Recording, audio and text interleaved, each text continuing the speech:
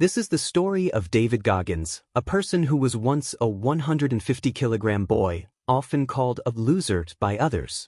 His life's purpose was just to kill cockroaches in kitchens. But one day, he looked at himself in the mirror and realized that his life could be much bigger than this. Despite having a severe medical condition like a hole in his heart, he not only lost 50 kilograms but also passed the toughest Navy SEAL training in America, proving himself to the world.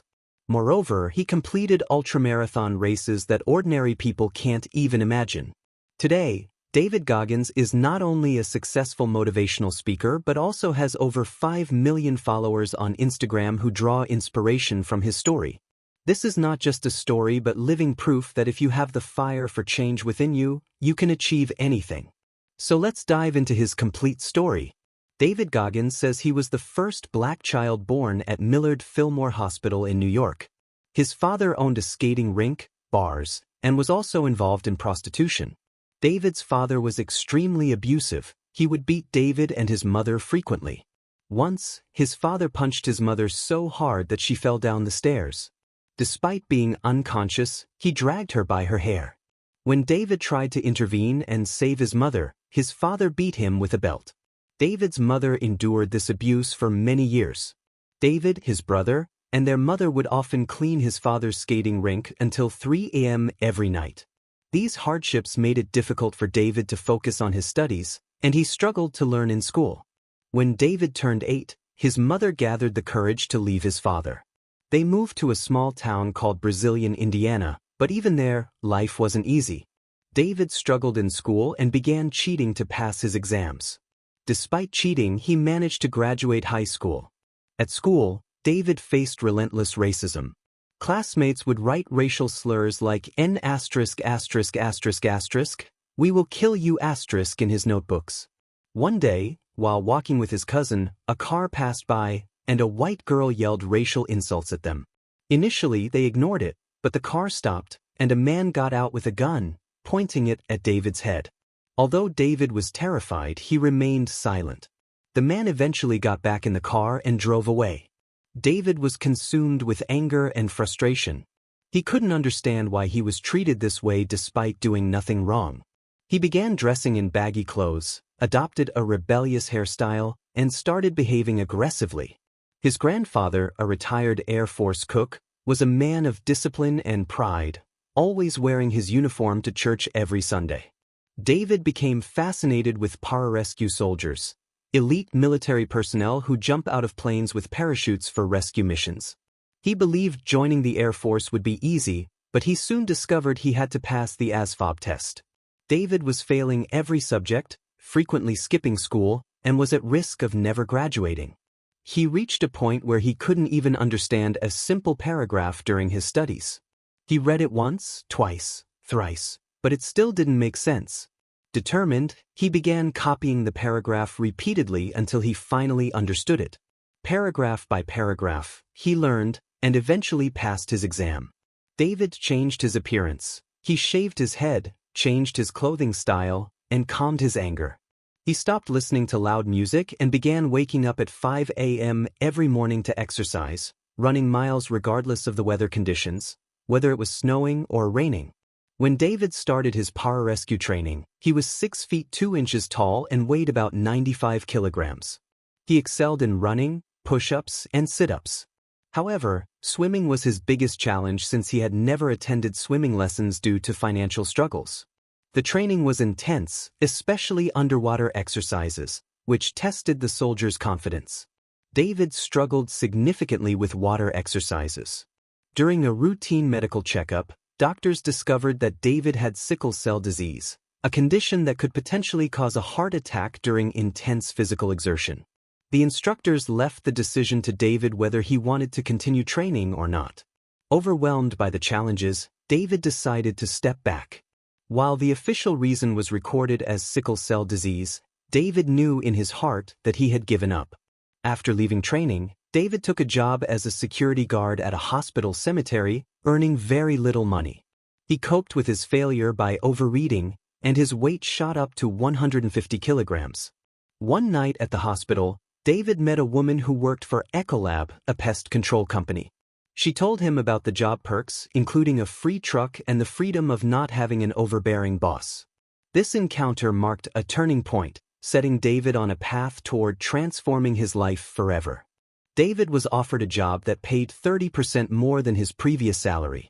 He agreed to take it, even though the work was challenging. David's new job required him to spend entire nights moving from one restaurant to another, setting traps for rats and spraying chemicals to kill cockroaches in filthy kitchens. One night, in a restaurant kitchen, David discovered a massive infestation of cockroaches under a sink. When he sprayed the area, hundreds of cockroaches scattered. Some climbed the walls, while others crawled on him. Overwhelmed, David ran out of the restaurant. When he got home, he immediately took a shower to clean himself. Afterward, while watching TV, David saw a commercial for the Navy SEALs. In the ad, commanding officers spoke about the need for individuals who refuse to settle for mediocrity and who embrace challenges. David felt as though they were speaking directly to him. He realized he was tired of his current life. Determined to change, David started working hard. He would wake up at 4 a.m., eat a banana for breakfast, and cycle for 2 hours while studying for the ASVAB test. After cycling, he would swim for 2 hours in a pool, followed by intense gym sessions focusing on bench presses and leg exercises. For dinner, David ate vegetables, and before sleeping he cycled for another 2 hours. He also added push-ups, pull-ups, and a 4-kilometer run to his daily routine. Eventually, he met the minimum physical and academic requirements to join the Navy SEALs. Overjoyed, he called his mother to share the news. However, this was just the beginning. Navy SEAL training, known as BUD/S, is divided into 3 phases: physical conditioning, diving training, warfare training. Only about 20% of candidates complete this training.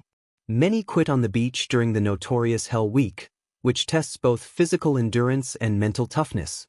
David failed twice. The first time, he developed double pneumonia.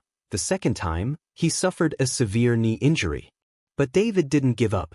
On his third and final attempt, he successfully completed the training and became a Navy SEAL. David had been warned that if he got injured again, his journey would be over. Determined, he resolved that even if his bones broke, he would not quit. David is the only person to have attempted SEAL training 3 times and succeeded.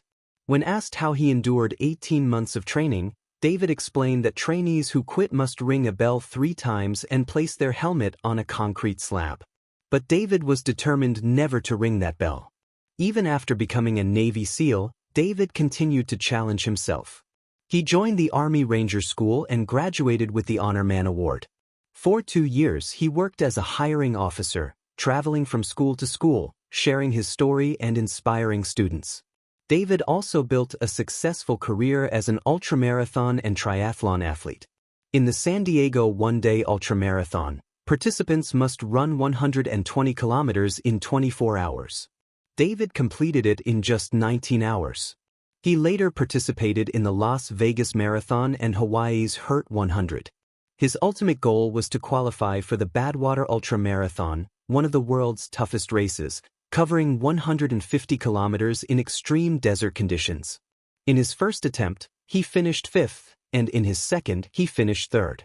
Through his races, he raised over $2 million for the Special Operations Warrior Foundation, which provides scholarships to the children of fallen soldiers.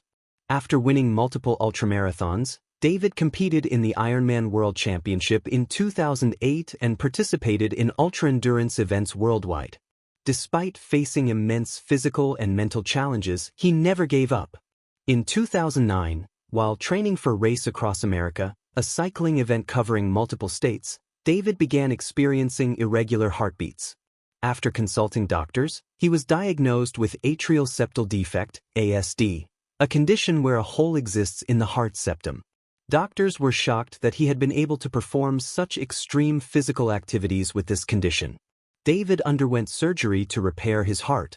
The first attempt failed, but the second was successful. Even heart surgery couldn't stop him.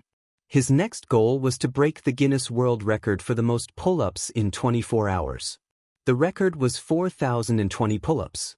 David failed twice but succeeded on his third attempt, completing 4,030 pull-ups and securing his place in the Guinness Book of World Records.